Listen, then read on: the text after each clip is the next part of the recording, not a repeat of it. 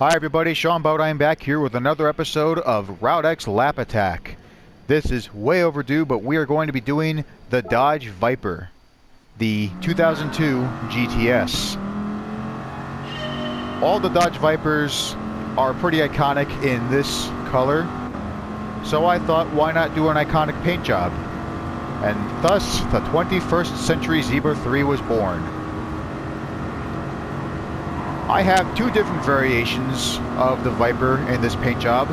There's this and the 2013 SRT Viper, which I will show you later. It will also be featured in the next episode of this series. Now I also want to point out I accidentally sold my Supra, so I have this kind of rule where if I sell a car, its lap time will be removed.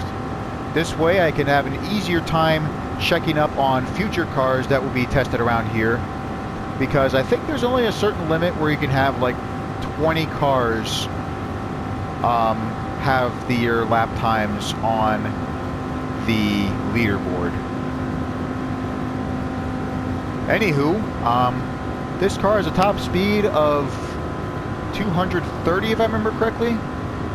So we should be around the second place mark between the Lamborghini Huracan with 4.5 minutes and the Dodge Super Bee, which I think is about maybe 5 minutes. I wasn't exactly paying attention to the leaderboard at this time, but we will take a look at the times once this is over.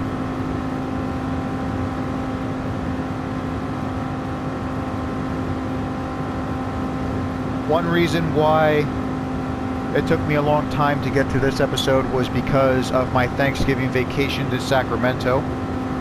I got a lot of awesome train footage, which I checked over, and everything seems fine, but when I put it into Windows Movie Maker, everything gets distorted. Like, it's pixelated, and there's a bunch of colors that should not be on the screen.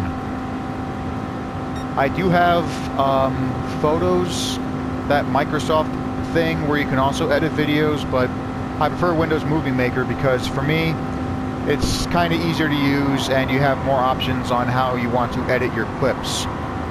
So I'm going to put the entire footage that I got from Sacramento into Photos. Then with that new file I should be able to get a clean picture when I get it into Windows Movie Maker, and then everything should be good to go. Now you're probably going to recommend Vegas, Sony Vegas, or one of those other editing things, which I really want, but I really can't afford it right now. I really can't. I only have like $700 in the bank right now.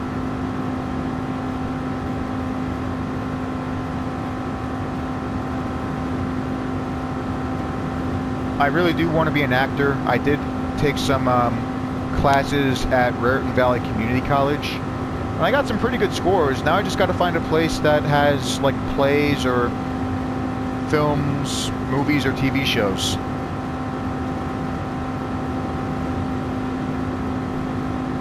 Maybe I can do something for YouTube if they're watching. You know, like I've seen a few TV shows that they've been doing, which are pretty nice.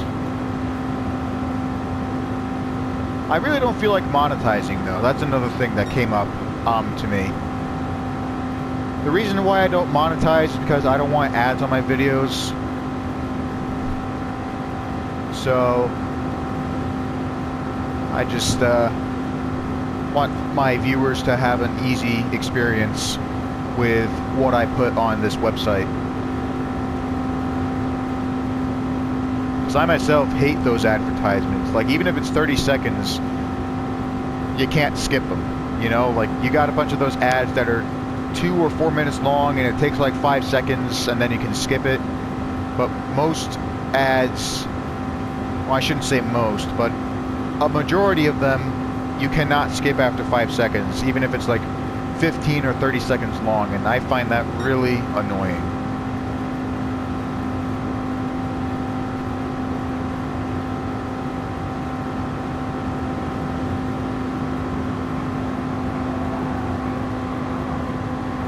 I was actually driving this car around this track earlier with a few other people. I didn't have it fully upgraded at the time, but as I said earlier, we should be able to get between the Super Bee and the Hurricane, since the Super Bee I used in the last episode had a top speed of 211, and the Hurricane was at 250. This Viper's top speed is around 230. So we might just get it under 5 minutes.